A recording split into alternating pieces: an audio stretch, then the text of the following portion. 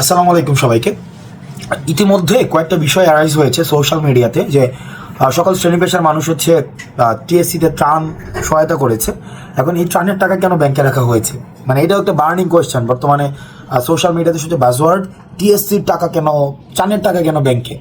এখন দেখেন, আমরা যখন ত্রাণ সংগ্রহ করি এবং ত্রাণের কিন্তু প্রত্যেক দিনের হিসাব কিন্তু উপস্থাপন করা হয়েছে যে প্রত্যেক দিন আজকে কয় টাকা উঠেছে, তারপর দিন কয় টাকা উঠেছে এবং সর্বশেষ দিন কয় টাকা উঠেছে, প্রত্যেক দিনের হিসাবটি কিন্তু প্রত্যেক দিন প্রকাশ করা হয়েছে। দ্বিতীয়ত যে বিষয়টি সেটি হচ্ছে যে আমরা মানে দুর্যোগের তিনটা স্তর থাকে। একটা হচ্ছে দুর্যোগ পূর্ববর্তী স্তর, দুর্যোগকালীন এবং দুর্যোগ পরবর্তী। এখন দুর্যোগ পরবর্তী স্তরটি হচ্ছে সবচেয়ে বেশি ব্যয়বহুল, যেটিকে আমরা বলি পুনর্বাসন পর্যায়। এখন এই পুনর্বাসন পর্যায়টি যেহেতু সবচেয়ে ব্যয়বহুল, সুতরাং আমরা সিদ্ধান্ত নিয়েছি এবং আমরা দেখেছি আর অন্যান্য যেই যারা হচ্ছে সহায়তা করছে, বিশেষ করে আসন্ন ফাউন্ডেশনকে আমরা দেখেছি যে তাদের ত্রাণের অধিকাংশ একটি অর্থ তারা রেখে দিয়েছে পুনর্বাসনের জন্য। এখন আমাদের কাছে বর্তমানে 9 কোটি টাকার বেশি আমাদের কাছে রয়েছে।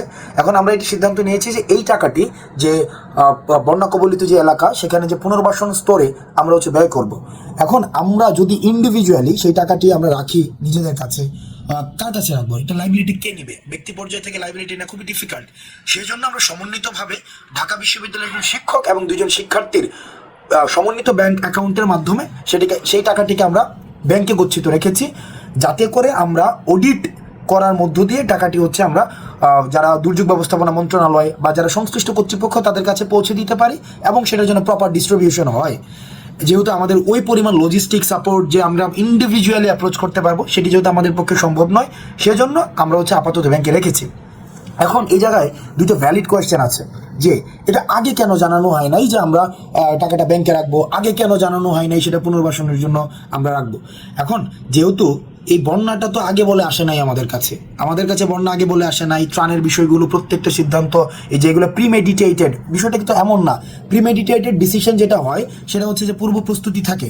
এখন আমরা দুর্যোগকালীন, আমরা ত্রাণ সংগ্রহকালীন সময় আমরা অ্যাসেস করেছি যে, এবং যারা বিশেষজ্ঞ তাদের সাথে কথা বলেছি যে পুনর্বাসন পর্যায়টাই ব্যয়বহুল, সুতরাং ওই সময়ের জন্য তোমরা টাকাটা রাখো এবং টাকাটা সবচেয়ে সেফ অ্যান্ড সিকিউর।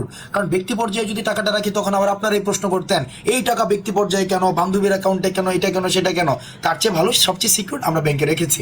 এখন প্রশ্ন আসতে পারে এই টাকা কি আমরা ব্যবহার করছি কিনা? এই টাকা আমাদের ব্যবহার করার কোনো প্রশ্নই আসে না, কারণ 4 তারিখ যে টাকাটি উঠেছে সেই টাকাটি সম্পূর্ণ সেখানে রাখা হয়েছে ব্যয় বাদে। আর এখন যখন উত্তোলন করা হবে ঠিক সমপরিমাণ টাকা উত্তোলন করা হবে। তো সুতরাং এখানে অর্থ তসরুফের কোনো প্রশ্নই আসে না। এই জায়গায় বলে রাখা ভালো, অনেকে প্রশ্ন করছেন যে ত্রাণের টাকা নিয়ে হয়তো আমরা জেলা সফরগুলো করছি।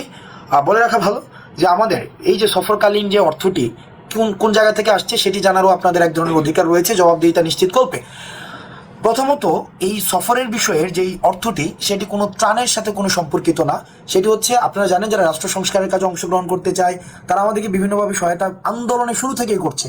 একদম আন্দোলনের প্রথম দিন থেকেই, কোটা সংস্কারের আন্দোলন যখন ছিল তখন থেকে শুরু করে আজকে পর্যন্ত তারা সহায়তা করছে। কেউ আন্দোলনকালীন সময়ে টাকা দিয়ে, তারপর হচ্ছে অর্থ দিয়ে, ওই যে পানি দিয়ে, খাবার দিয়ে, ব্রেড, কলা, বনরুটি এগুলো কিনে দিয়ে, মানে বিভিন্ন ফর্মে কিন্তু আমাদের হেল্প করছে। ঠিক একইভাবে এখনও আমরা যখন জেলা সফরগুলো করছি সেভাবে হেল্প করছে। কীভাবে হেল্প করছে? কেউ হয়তো গাড়ি সহায়তা দিচ্ছে, কেউ হয়তো খাবার ম্যানেজ করে দিচ্ছে, কেউ হয়তো থাকার জায়গাটির ব্যবস্থা করে দিচ্ছে। এখন সেটি শুভাকাঙ্ক্ষী যারা রয়েছে তারা এই কাজটি করছে। আমাদের বিশ্ববিদ্যালয়ের অনেক বড় ভাই রয়েছে, তারা এই কাজটি করছে। রাষ্ট্র সংস্কারে আগ্রহী কিন্তু নাম প্রকাশে অনিচ্ছুক অনেকে রয়েছে, তারাও এই কাজটিতে আমাদের সাথে অংশগ্রহণ করছে।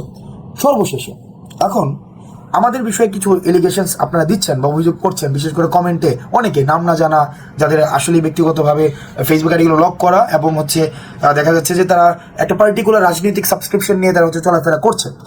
তো তারা আপনারা অভিযোগ দিচ্ছেন এবং কিছুদিন আগে হচ্ছে 12 কোটি টাকা নিয়ে হচ্ছে আমি আর সার্জিস নাকি আমাদের মতো কন্দল আছে, এই ধরনের অভিযোগ কিন্তু আমাদের আন্দোলনকালীনও হয়েছে। ইভেন আওয়ামী লীগ বলছে আমরা নাকি 500 কোটি টাকা আমাদেরকে দিছে।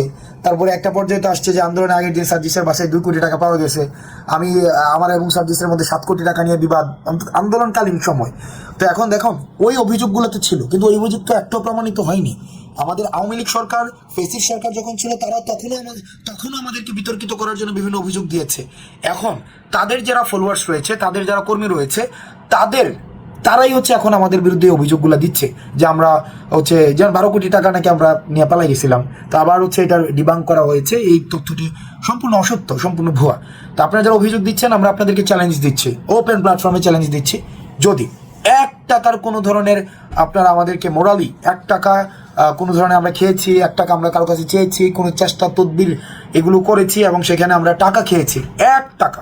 আমি কিন্তু বলছি কোনো 1 টাকার কোনো ধরনের যদি আমাদের সংশ্লিষ্টতা দেখাতে পারেন, দেশের বিদ্যমান যে আইন রয়েছে সেই আইনে আমাদের যে ধরনের শাস্তি রয়েছে আমরা সেই ধরনের শাস্তি মাথা পেতে নেব। বৈষম্যবিরোধী ছাত্র আন্দোলনের আপনারা যদি প্রপার এলিগেশনস থাকে, ডকুমেন্টস থাকে, এভিডেন্স বেসড এলিগেশনস থাকে, সেক্ষেত্রে আইনশৃঙ্খলা রক্ষাকারী বাহিনী যারা রয়েছে তাদেরকে আপনারা বলবেন।